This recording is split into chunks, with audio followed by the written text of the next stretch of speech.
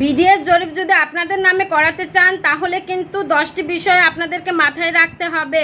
আমাদের যে জমি জায়গা সম্পর্কিত যে বিষয়গুলো রয়েছে, যে কাগজপত্রগুলো রয়েছে, সেগুলো কিন্তু 2টা মন্ত্রণালয় থেকে আমাদের পরিচালনা করা হয়ে থাকে। একটা হচ্ছে ভূমি মন্ত্রণালয়, অন্যটি হচ্ছে আইন মন্ত্রণালয়। এই যে আইন মন্ত্রণালয় রয়েছে, সেই আইন মন্ত্রণালয়ের সাব রেজিস্ট্রি অফিস কিন্তু তত্ত্বাবধান করে থাকে জমির কাগজপত্র। তার মানে আমরা যে ক্রয় সূত্রে জমির মালিকানা অর্জন করে থাকি, সেই অর্জন করতে গেলে আমাদেরকে কিন্তু দলিল করতে হয় রেজিস্ট্রিকৃত।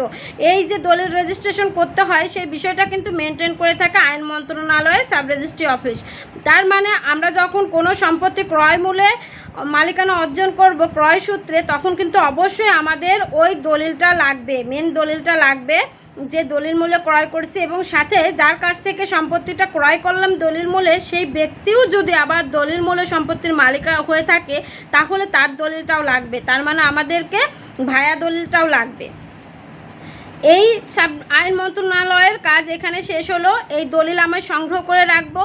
তারপরে যাইতে হবে ভূমি মন্ত্রণালয়। ভূমি মন্ত্রণালয়ে কিন্তু জমি জায়গা সম্পর্কিত বাকি যত কাগজপত্র রয়েছে, মালিকানা প্রমাণপত্র, সমস্ত প্রমাণপত্র কিন্তু আমরা ভূমি মন্ত্রণালয়ের যে অফিস রয়েছে, ইউনিয়ন পরিষদে যে অফিস রয়েছে, উপজেলা পরিষদে, জেলা পরিষদের যে অফিস রয়েছে, সেই অফিসগুলো থেকে সংগ্রহ করতে পারবো।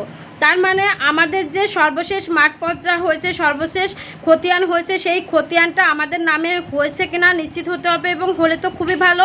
আর যদি না হয় তাহলে আমাদেরকে মামলা করে সেই ডিক্রি নিয়ে তারপরে আমাদেরকে বিডিএস জরিপ করতে হবে, অথবা মামলা চলমান রয়েছে এই বিষয়টি তাকে জানাতে হবে। আর যদি সর্বশেষ খতিয়ান আমাদের নামে হয়, তাহলে সেই খতিয়ানের কপিটা আমাদের সাথে রাখতে হবে, অরিজিনাল কপি এবং ফটোকপি। তাছাড়া আমাদের কিন্তু খাজনা পরিশোধ করতে হবে, খাজনা পরিশোধ করতে হবে, এবং পরিশোধ করার পরে যে দাখিলা পাওয়া যায়, খাজনার রসিদ, সেই দাখিলার ফটোকপিটাও আমাদেরকে সংগ্রহে রাখতে হবে। এবং আমরা যে ক্রয় সূত্রে জমির মালিকানা অর্জন করি যদি দলিল মূলে, তাহলে কিন্তু আমাদের নামে নামজারি খতিয়ান করতে হবে। এই নামজারি খতিয়ানের ফটোকপি এবং মেন কপিটাও আমাদেরকে সাথে রাখতে হবে। তারপরে আমি সম্পত্তি যে দখলে আসি, সেই দখলে মজবুতভাবে থাকতে হবে। আর আমি যদি সম্পত্তি দখলে না থাকে, আমাকে যদি দখল উচ্ছেদ করা হয়ে থাকে, তাহলে কিন্তু আমার সেই দখলটা পুনরুদ্ধারের জন্য অবশ্যই দেওয়ানি আদালতে দখল পুনরুদ্ধারের মামলা করতে হবে। এই মামলাটা আপনি নতুন আইনে করবেন, নতুন ভূমি অপরাধ প্রতিরোধ ও প্রতিকার আইন 2023-এ করবেন। এই জন্য আপনি যদি ওয়েট করে থাকেন যা 6 মাস 1 বছরের মধ্যে বিধিমালা পাস হোক, তারপরে মামলাটা করে দেবো, এই আইনে তো সুবিধা বেশি পাবো, এটা কিন্তু ভুল ধারণা। আপনি যদি দেওয়ানি আদালতে এখনই মামলা করে দেন, পরবর্তীতে বিধিমালা পাশ হলে আপনি কিন্তু চাইলেই আপনার ওই মামলাটা একটা আবেদনের মাধ্যমে ওই নতুন আইনের আন্ডারে আবার পরিচালনা করতে পারবেন। সুতরাং এখন আর বসে থাকবেন না, এখন আপনারা দখলে যারা নেই, দখল পুনরুদ্ধারের জন্য দেওয়ানি আদালতে মামলা দায়ের করে দেবেন। আর যারা দখলে আছেন তারা তো দখলে থাকবেনই, সাথে আপনাদের যে চৌহদ্দি রয়েছে, জমির যে চৌহদ্দি রয়েছে, সেই চৌহদ্দি কিন্তু শুধু ইট পাথর দিয়ে বা সাধারণ একটা সীমা দিয়ে সেটা নির্ধারণ করবেন না। সেটা কিন্তু মজবুত খুঁটির মাধ্যমে, পিলারের মাধ্যমে কিন্তু সেই সীমানাটা, চৌহদ্দিটা নির্ধারণ করতে হবে, যেন পাশাপাশি যে দাগ রয়েছে সেই দাগগুলোর মধ্যে আপনার সম্পত্তি চলে না যায়।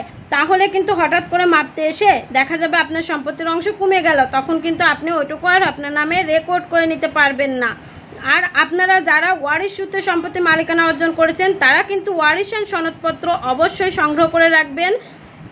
আর এই ওয়ারিশান সনদপত্রে যদি ভুল করেও কোনো ওয়ারিশকে বাদ দিয়ে থাকেন, তাহলে কিন্তু আপনার বিডিএস জরিপ চলমানকালে সেই ওয়ারিশ যদি আপনার নামে আপত্তি করে থাকে, তাহলে কিন্তু আপনার নামে বিডিএস জরিপটা আর হবে না।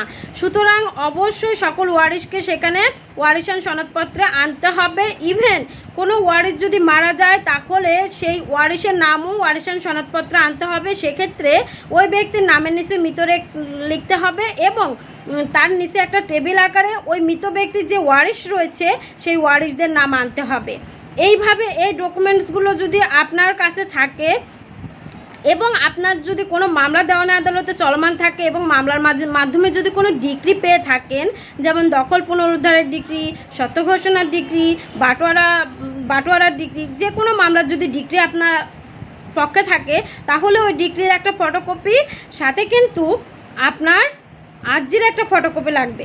আর এই ফটোকপিগুলো এক জায়গায় একটা ফাইল করে রাখবেন এবং মেন কপিগুলো এক জায়গায় একটা ফাইল করে রাখবেন, যেন আপনার এলাকায় যখনই বিডিএস জরিপ চলমান থাকে তখন ওই কর্মকর্তাদেরকে আপনি ফটোকপির ফাইলটাও দেখাতে পারেন এবং মেন কপির ফাইলটাও দেখাতে পারেন, এবং তাদের সাথে থেকে আপনি কিন্তু খতিয়ান এবং ম্যাপ সঠিকভাবে হয়েছে কিনা সেই বিষয়টি তত্ত্বাবধান করবেন। এবং বিডিএস জরিপ শেষ হওয়ার পর আপনার কাছে যে খসড়া বিডিএস খতিয়ানটা দেবে, সেই খতিয়ানটা এবং ম্যাপের সাথে আপনার জমির পরিমাণ ঠিক আছে কিনা, সকল নাম ঠিক আছে কিনা, সকল কিছু ঠিক আছে কিনা, সেই বিষয়টা একটা আমিনের মাধ্যমে মেপে তারপরে তাকে দেখিয়ে বুঝে নেবেন। কারণ একটা খতিয়ান মানে কিন্তু শুধুমাত্র খতিয়ান না, তার সাথে কিন্তু নকশাও অন্তর্ভুক্ত রয়েছে, তার সাথে ম্যাপও অন্তর্ভুক্ত রয়েছে। সুতরাং যখনই আপনার এলাকায় বিডিএস জরিপটা চলমান থাকবে তখনই আপনি নিজে ওখানে উপস্থিত থেকে এই কাজগুলো করবেন, তাহলে কিন্তু আর সমস্যার সম্মুখীন হবেন না।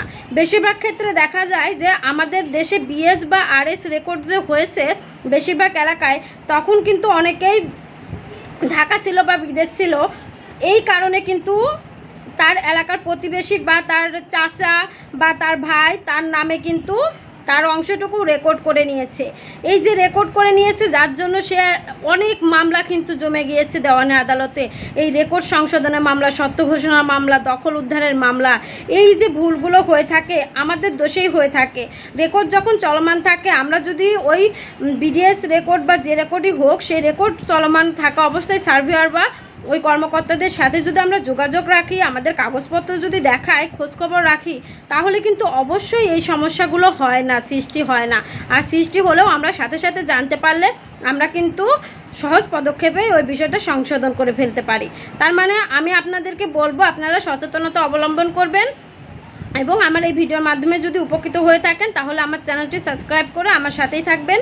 এবং আমার সাথে যদি আইনি কোনো পরামর্শ নেওয়ার জন্য আমার সঙ্গে কথা বলতে চান তাহলে স্ক্রিনে দেওয়া হোয়াটসঅ্যাপ নাম্বারে আমার সঙ্গে যোগাযোগ করতে পারবেন। আমি ঢাকা জজ কোর্টের একজন আইনজীবী। ঢাকা জজ কোর্টে আমার একটি চেম্বার রয়েছে এবং বিজয়নগরে আরও একটি চেম্বার রয়েছে।